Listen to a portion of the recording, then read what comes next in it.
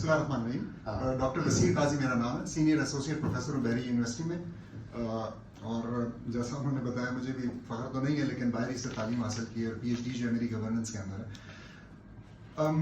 میں کافی دیر سے ساری ڈسکشن سنی اور اس قسم کی کافی ڈسکشنز اٹینڈ بھی کی ہیں. میں یہ کہنا چاہوں گا کہ دیکھیں, ہر چیز, ہر مریض کا جب آپ انالیسس کرتے ہیں نا تو ڈاکٹر ہونے کے ناطے آپ فوراً ہی جاتے ہیں اور روٹ کاز کی تلاش میں لگ جاتے ہیں. تو مجھے ایسے لگتا ہے کہ ہم نے بہت زیادہ سمٹمز کے اوپر ڈسکشن کی ہے. تو میرے خیال میں ایون کرپشن بھی ایک سمٹم ہے, ٹھیک ہے, ایون ہمارا کنسٹیٹیوشن کے ایشوز جو ہیں وہ بھی ایک سمٹم ہے, بزنس مین کے جو ایشوز ہیں, ایلیٹ کیپچر, یہ سب سمٹمز ہیں, ٹھیک ہے. اور میرے خیال میں اس کمرے کے اندر تمام لوگ مجھ سے بہتر جانتے ہیں کہ اصل روٹ کاز کیا ہے. اور اصل روٹ کاز یہی ہے کہ ہم بلیورز ہیں ایک عقیدے کے, اور اس عقیدے کو امپلیمنٹ نہیں کیا جا رہا ہمارے اوپر. تو یہ ایک بہت بڑا ایشو ہے. لیکن میں جانتا ہوں کہ یہ بڑی ہی ریٹوریکل رہے گی بات اگر میں اس کو ایسے رکھوں, تو پریکٹیکل آپ کیونکہ اسٹیپس چاہتے ہیں تو بہت سمپل یاد رہنے والے انداز میں سامنے رکھنا چاہوں گا.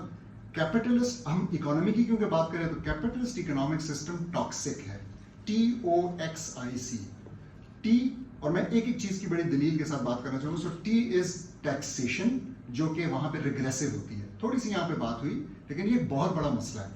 ہمارے اسلام کی ٹیکسیشن پروگریسو ہے.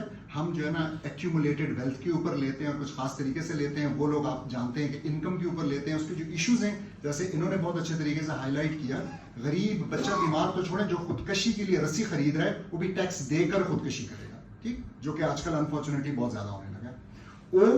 اونرشپ رائٹس کرول ہیں. یہ اونرشپ رائٹس بہت بڑا ایشو ہے. ایک اور اسلام نے بتا دیا کہ کس چیز کی اونرشپ پرائیویٹ ہو سکتی ہے, کس کی نہیں ہو سکتی.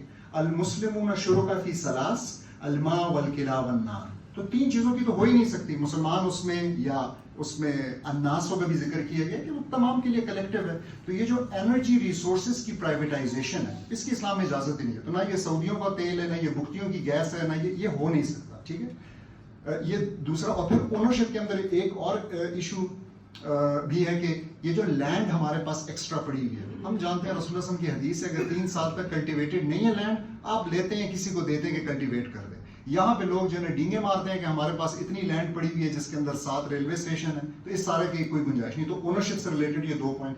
ایکس جو ہے وہ میں ایکسچینج ریٹ یا کرنسی کی بات کر رہا ہوں کہ وہ فلوٹنگ ہے کیونکہ فیٹ کرنسی ہے. ہم نے دیکھا کیسے ہماری جیبوں کے اوپر ڈاکہ پڑا, تقریباً سال کے اندر ہمارے جو ویلیو تھی, ہماری جو تنخواہ تھی, ہماری جو کرایہ تھا, سب کچھ ہاف ہو گیا, ٹھیک ہے.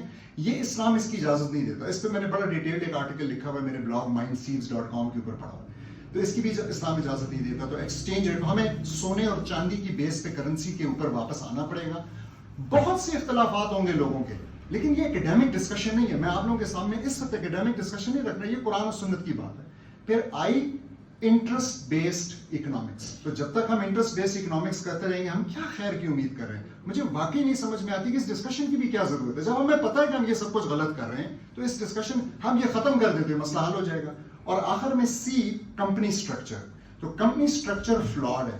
تو کمپنی اسٹرکچر میں ایک بات جو میں بتانا چاہوں گا, وہ ایکسچینج, یہ جو اسٹاک ایکسچینج بیسڈ کمپنیز ہیں, اسلام اس کو تسلیم ہی نہیں کرتا. میں اگین اس کی ڈیٹیل میں بھی جانے کے لیے تیار ہوں اگر کوئی پوچھے گا. تو یہ اگر آپ خالی یہ 5 چیزیں کیپٹلسٹ اکنامکس کی جو بنیادیں دیکھ لیں, ٹاکسک جس کو میں نے کہا, اسلام اس کے ساتھ بالکل متصادم ہے, ایکسیپٹ ہی نہیں کرتا. اور تو مجھے یہ لگتا ہے کہ مور دین اکنامک ایشو, یہ ایک عقیدہ ایشو ہے.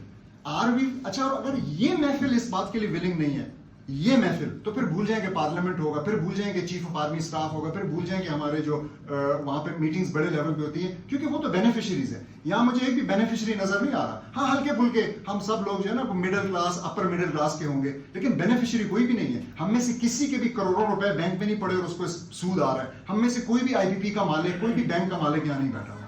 تو میرے خیال میں دس از دی ایلیفنٹ ان دی روم. اس کو ایڈریس کرنے کی ضرورت ہے. If we don't go back.